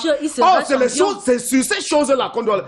Les choses les plus simples, c'est quoi? Est-ce qu'on joue avec des licences? Point d'interrogation. Ok, d'accord, on vous a compris. J'ai l'impression qu'ils sont... Alors, Coris, sur la question des Comores, l'affaire a été enrôlée finalement cette semaine. Est-ce que les Comores peuvent rendre la vie dure au Cameroun pour cette Coupe d'Afrique des Nations qui s'annonce dans quelques jours? Le président de la CAF nous suit très certainement. Après une réunion avec n'est-ce pas, son comité exécutif du côté de le 30 novembre, qu'est-ce qu'il a dit? Après des observations, après des missions sur le terrain, nous avons constaté que à échéant, le Cameroun ne peut pas organiser la CAN. Nous avons donc décidé de retirer la compétition au Cameroun. Le communiqué est là, tout le monde peut voir. Est-ce que dans ce communiqué, il y avait le mot glisser? Non, il a dit retirer. Est-ce que dans les statuts de la CAF, on parle de glissement? Ça veut dire qu'on a retiré cette compétition au Cameroun et ensuite on a attribué cette compétition à un autre pays. Si vous partez sur cette base-là et qu'au niveau du TAS, on applique de façon claire et nette, simple, terre à terre, comme on dit au quartier, l'article 92 des statuts de la CAF. Effectivement, le Cameroun ne va pas discuter cette compétition et certainement pas la compétition en 2021. Donc, quand moi j'entends le président dire non, j'ai échangé avec les cadres du DIC au niveau de la CAF et ils m'ont rassuré que la plainte ne peut pas prospérer, mais ça fait bizarre. Vous ne pouvez pas être en justice avec... Il est certes, ce n'est pas le Cameroun qui est directement entraîné, c'est bien sûr la CAF, mais tout de suite dit qu'on vous a rassuré qu'une plainte ne peut pas prospérer. C'est très dangereux. Et partant sur cette base-là, effectivement, les Comores peuvent nous mener la vie dure. Pourquoi ne pas, n'est-ce pas, nous empêcher d'aller à cette CAN du côté de l'Égypte et même à celle qu'on est censé organiser en 2021. Alors, y a-t-il des craintes, des sueurs froides du fait que les Comores, ils continuent, ils persistent ici dans leur logique pour eux? Le Cameroun ne doit pas prendre part à cette compétition. C'est une question très ambiguë. Je pense que Est-ce que la diplomatie ne peut pas entrer en jeu? Je suis très mitigée par rapport à ce sujet-là. Vous savez, on dit souvent que le Cameroun, c'est-à-dire que c'est le Cameroun qui a accepté qu'on le mange cru. Pour dire tout simplement que le Cameroun a accepté justement d'être fragilisé à tous les niveaux aujourd'hui. Quand vous regardez tout ce qui se passe, on se demande si on est dans un pays normal encore, ou alors dans un pays qui est gouverné. Vous comprenez, même en parlant de la Fédération camerounaise de football, moi je suis à la Fédération nationale des sports scolaires. Et vous avez vu avec quelle maestria on a organisé justement cette compétition-là. Ça veut dire tout simplement qu'on a eu des félicitations de la présidence de la République. Il y a des Camerounais qui peuvent. Mais la mauvaise foi, je le dis aujourd'hui, opacite, ou bien il y a un certain amphigourisme, n'est-ce pas, qui fait qu'on ne veut pas, on ne veuille plus avancer. Comment vous allez aujourd'hui comprendre qu'un président d'une fédération aussi normale que la Fédération camerounaise de football, vous m'avez dit tout à l'heure que si les Lionceaux, il arrivait qu'ils gagnent dimanche, on mettra ça, n'est-ce pas, sur le compte de Chouat Njoya, je ne sais pas, de toutes les façons, ça rime. Hein, chouawat, je sais pas trop comment on appelle ça là-bas en Bamoun, mais ça rime toujours. Pour dire tout simplement que, pour moi, c'est quand même, pour moi, aujourd'hui, l'image, c'est Pinon qui parlait aujourd'hui de l'image. L'image du Cameroun est traînée dans la boue. Tout à l'heure, je vous parlais, j'étais à l'Hexagone et tout ça. Regardez, c'est vrai que je ne vais pas me fondre aussi, n'est-ce pas, de façon systémique à me moquer, n'est-ce pas, de mon pays, parce qu'il s'agit quand même de mon pays. Mais j'ai des larmes aux yeux, parce que je me demande où on va. On organise même quoi? On a parlé aujourd'hui du CHAN. Le CHAN, il reste 7 mois. Dites-moi, quels sont aujourd'hui les chantiers qui continuent à avancer? On s'en fout. C'est quel Cameroun? C'est quelle République? Hein? Donc, il n'y a plus de dignité au Cameroun. C'est-à-dire qu'au niveau fédéral, le banditisme à outrance, l'administratif est devenu, n'est-ce pas, une administration qui, n'est-ce pas, va à volo. Et tout le monde le sait. Vous faites comment? On vous parle de secrétaire général. Vous savez ce qu'on appelle le secrétaire général d'une organisation sérieuse. On vous dit qu'il écrit en patois. C'est compliqué. Même en bafia, je peux quand même... Non, mais les fautes, attendez. Quand on parle des fautes, il a un... C'est la sémantique, il me semble. C'est-à-dire que si vous êtes secrétaire général d'une structure sérieuse, on fait comment pour vous recruter quand vous écrivez avec les fautes? Ça veut dire que le CV que vous-même vous avez envoyé est, n'est-ce pas, vicié de fautes. On fait comment pour prendre ce genre de personnes-là? Et avec ça, vous attendez à quelle qualité de fédération? À quelle qualité de fédération? Vous allez seulement voir non, ce genre de fédération. Et aujourd'hui, que les Comores, pour moi, je vais dire tout simplement, l'attribution du CHAN, on va le dire comme ça, bien que ce ne soit même pas une histoire qui nous reviendra de droit, parce qu'il faudra encore aller cravacher. C'est-à-dire que le Cameroun a accepté, c'est quelque chose aujourd'hui, on prend le Cameroun comme quelque chose qui se garde vite. Parce que lui-même, il a accepté qu'on le prenne comme ça.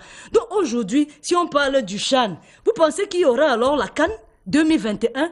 Non, c'est compliqué. On a demandé, et moi également, j'étais ici, je crois, avant de voyager, j'ai demandé ici, j'étais avec Abdourahmane, et moi j'ai demandé aujourd'hui qu'on prenne quand même ces gens-là en référence, parce qu'on sait quand même, n'est-ce pas, le contenu ou le background que Abdourahmane a en termes, n'est-ce pas, de droit ou de jurisme. Aujourd'hui, que non. C'est-à-dire que essayer de mettre les garde-fous. Mais les gens s'en foutent.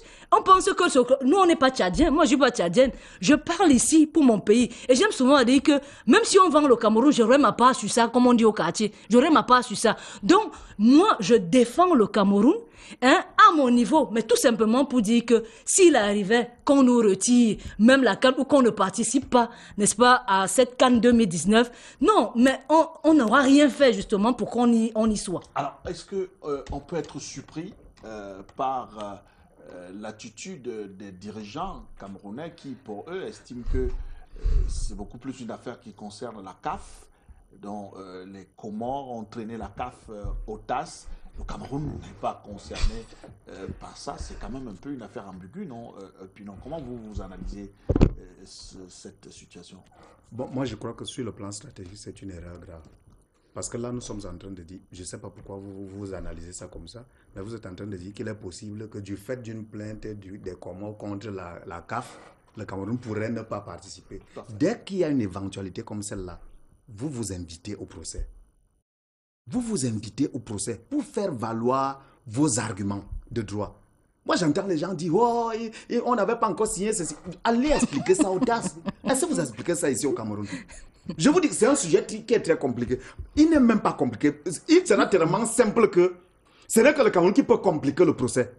C'est-à-dire que je vous dis que Amad n'a aucun intérêt à contredire les statuts et règlements de la CAF. Aucun.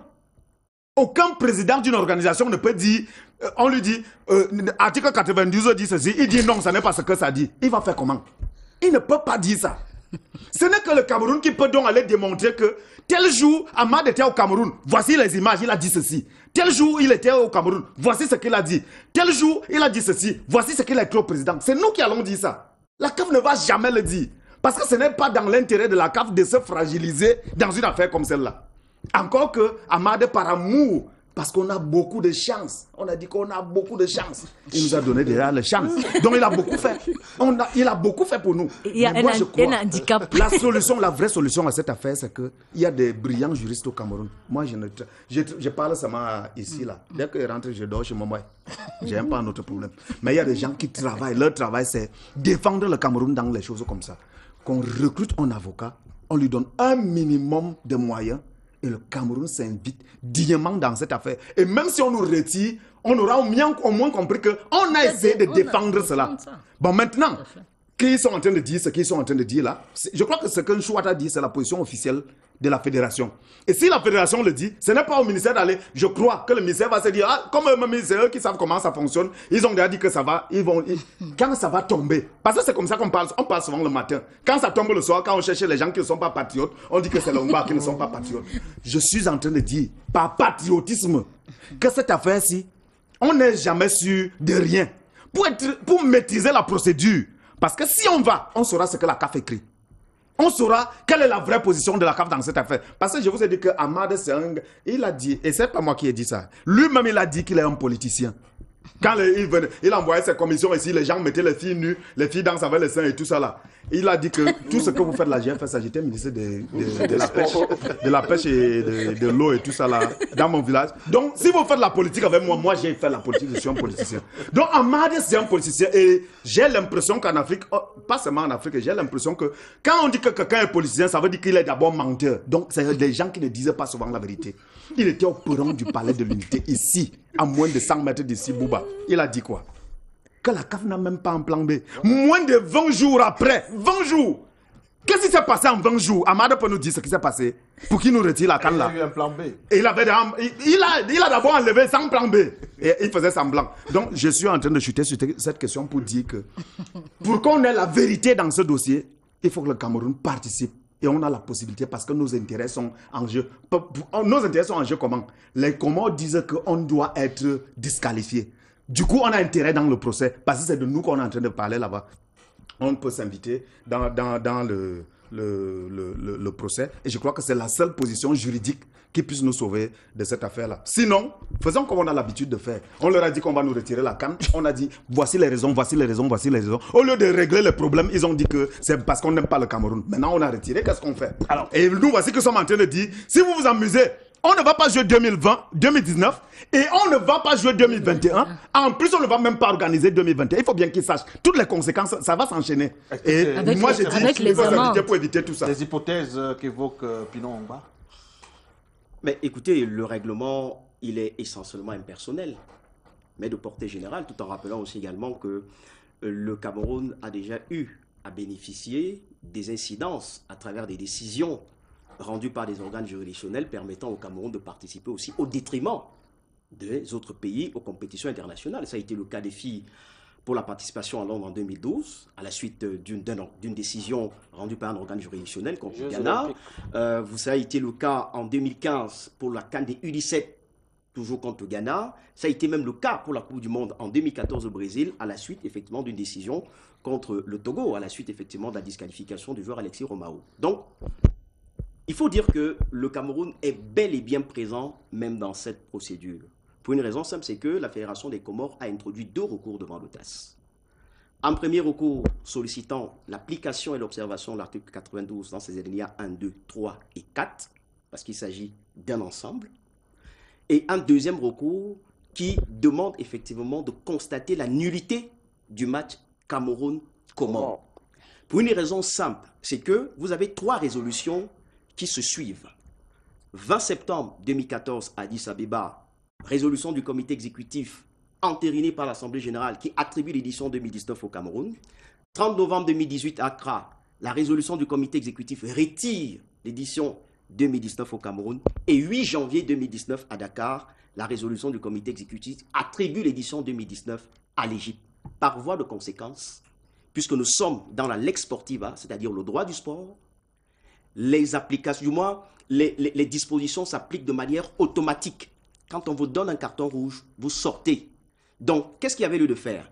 Du moins, la commission d'organisation des compétitions n'avait qu'à prendre acte de la résolution du 30 novembre 2018 et d'exclure automatiquement le Cameroun du champ de la compétition. Donc, le match disputé à Yaoundé se faisait face à un adversaire irrégulier. Donc, contrairement à ceux qui alléguaient que pourquoi est-ce que les Comores faisaient le déplacement? Oui, les Comores avaient intérêt à faire le déplacement, à constater tout simplement l'irrégularité et porter des réserves de qualification pour que ce soit un organe juridictionnel qui en décide. Et je pense que c'est la procédure qui a été menée. Donc, à partir de ce moment, la seule chose que vous avez à faire, contrairement à ce que M. Chouad disait tout à l'heure, il vous dit, j'ai discuté avec les services juridiques de la CAF, je comprends qu'il a été longtemps que directeur de protocole, c'est-à-dire ouvrir les portes, et qui n'a rien appris de toutes ces années, parce que c'est un monsieur qui a été licencié de la FIFA avec effet immédiat. Souvenez-vous qu'il a été longtemps chef bureau de la FIFA, parce que dans son même baratin de l'exercice de la dernière fois, il faisait allusion à l'extension et la finalisation du centre technique d'Oudia.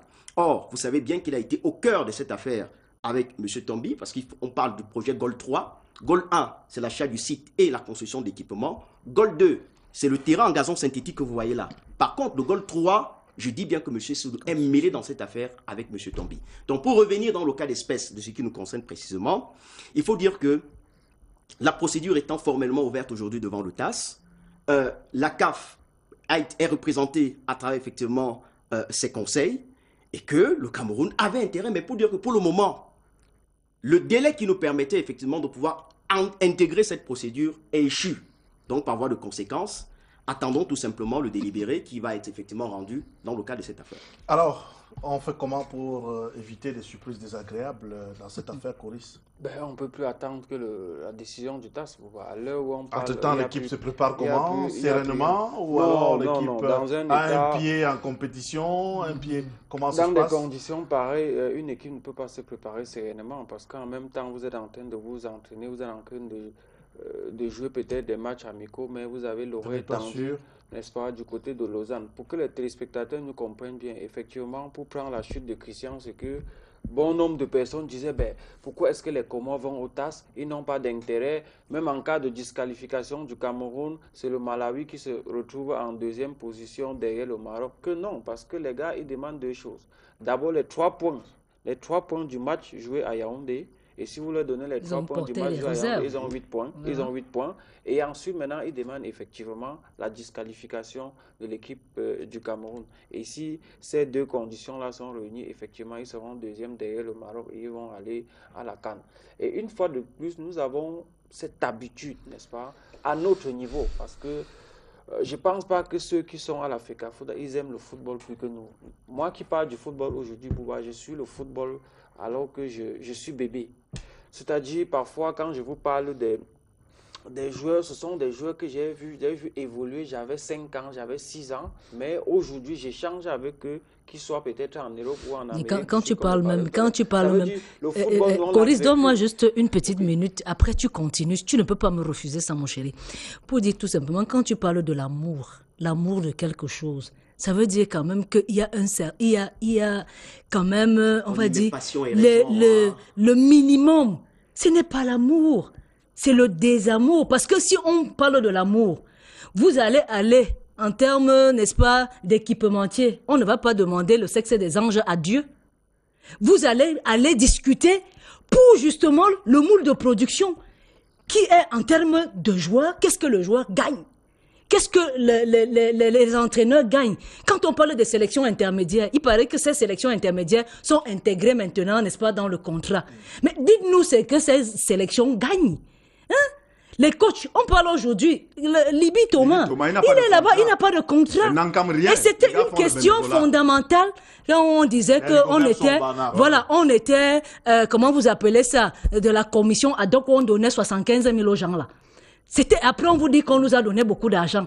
Quand on réfléchit, c'est-à-dire que quand on cogite sur les vrais problèmes du football, les gens se masturbent au quartier, et puis après on dit amour, quel amour? Il y a quand même un minimum quand un homme dit à une femme qu'il t'aime. Et ce n'est pas ça. Ok, d'accord, on vous a compris. Vous terminez, on termine. Donc, pour chuter, je disais tantôt que nous parlons ici, nous attirons souvent l'attention, que ce soit de nos dirigeants, peut-être sur le plan politique, mais beaucoup plus ceux de la fédération quand même, parce que nous aimons le football. Et nous avons pour mission, n'est-ce pas, que ce football-là, que ça réussit. Parce qu'il faut dire qu'au jour d'aujourd'hui, au Cameroun, il n'y a rien qui rassemble comme le football.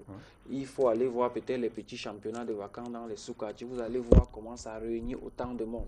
Donc, quand nous donnons des pistes, il faut que ces gens-là analysent et essayent quand même de mettre, de considérer ce que nous on dit. Parce qu'en même temps, on ne peut pas être au niveau du TAS, en train de décider sur votre sort, vous vous asseyez à Yaoundé, vous croisez les bas, vous dites donc, de toutes les façons, comme la CAF est là-bas, demain, si les Comores ont gagne de cause, qui est le meilleur perdant? Qui est le perdant? On va parler de la chance. C'est le Cameroun. Voilà, c'est la chance. Puisque la CAF va organiser sa compétition. En 30-45 secondes, on termine par vous. Ce ne sera pas une question de chance, finalement, au TAS. Ça va être une question juridique. Là, c'est une question de droit. Et les hommes de droit savent comment il faut réagir face à ce type de problème.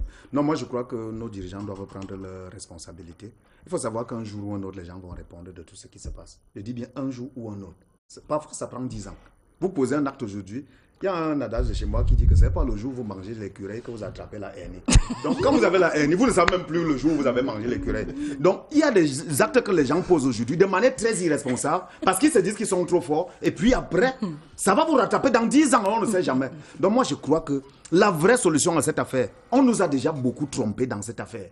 On nous a rassuré qu'on aurait notre CAN en 2019. Et à la dernière minute, on nous a dribblé. Maintenant, je vous dis que c'est la coupe. Moi, 2019 ne m'intéresse même pas vraiment. C'est 2021 que je défends. Et vous savez pourquoi je défends ça? Parce que les Camerounais ont trimé pour construire les infrastructures dont on est en train de parler ici. Ce serait une méchanceté, une malchance, comme on est en termes de chance et de malchance, une malchance qu'on n'arrive pas à organiser cette Coupe d'Afrique. Et c'est pour ça qu'il dit que le Cameroun doit s'inviter dans ce projet. Merci, cher monsieur. Merci à vous d'être venu. Merci à Ghislaine. Merci à Maître Cédric Agué pour l'éclairage juridique. Merci à notre consultant permanent. Merci également à Ghislaine. Je vous en prie, quand même. Rendez-vous la semaine prochaine pour une autre édition de Cœur du Sport. D'ici à là, gardez le sourire et bien le bonsoir. Canal 2 International, votre télévision.